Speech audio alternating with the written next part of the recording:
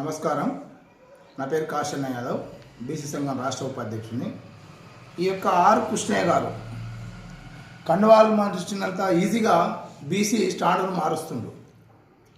నిజంగా చెప్పాలంటే కనీసం మందకృష్ణ మాదిరిని చూసినా సోయి తెచ్చుకో. ఆర్ కృష్ణయ్య గారు ఒక నల్ల కండువ వేసుకొని ఆయన యొక్క రిజర్వేషన్ సాధించేంత వరకు ఏ పార్టీ కండువ కప్పుకోకుండా ఒక నల్ల కండువ కప్పుకొని మాదిగల రిజర్వేషన్ సాధించినటువంటి మహోన్నతమైన వ్యక్తి. నువ్వేమో కండువాల మీద కండువాలు మార్చడంలో దిట్ట. ఎల్బీనగర్కి వెళ్ళి టీడీపీ ఎమ్మెల్యే అవుతావి, సూర్యాపేటకి వెళ్ళి కాంగ్రెస్కి వెళ్ళి ఎమ్మెల్యే పోటీ చేసి ఓడిపోతుంది, జగన్ దగ్గరికి పోయి రాజ్యసభ తెచ్చుకుంటేవి, మళ్ళీ అది ఉండగానే మళ్ళీ రిజైన్ చేసి బీజేపీలో తానిపోయి మళ్ళీ అదే రాజ్యసభ తీసుకుంటేవి. అరే ఎన్నైనా మారవా, నువ్వు పార్టీలన్నా మారు, నీ అంగీలన్నా మారు, కానీ మా బీసీల రిజర్వేషన్ కోసం పోరాటం చేసేది ఏం లేదు. మరి ఎందుకోసం నువ్వు ఇట్లా చేస్తున్నావు?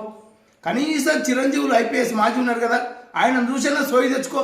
నేను చెప్తున్న బీజేపీ వాళ్ళు కానీ తర్వాత టీఆర్ఎస్ వాళ్ళు కానీ మీకు చిత్తశుద్ధి రాజకీయం చేద్దామనుకుంటే కాంగ్రెస్ వాళ్ళతో సహా చిరంజీవుల సార్తో ఒక రివ్యూ మీటింగ్ పెట్టి మీరు ఏ విధంగా చేస్తే కరెక్ట్ అవుతుందో, కాంగ్రెస్ ఏమైనా తప్పు చేసినా కానీ ఈ తప్పు ఉందనేది రిజర్వేషన్ మీద మాట్లాడండి.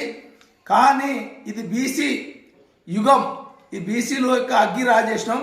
దీనికి ఎవ్వరు ద్రోహం చేసినా ఈ యొక్క అగ్గిలో కాలి మాడి మషైపోవడం కంపల్సరీ. కాబట్టి దీని జాగ్రత్త మీద తస్మాత్ జాగ్రత్త అని తెలియజేస్తున్నాం.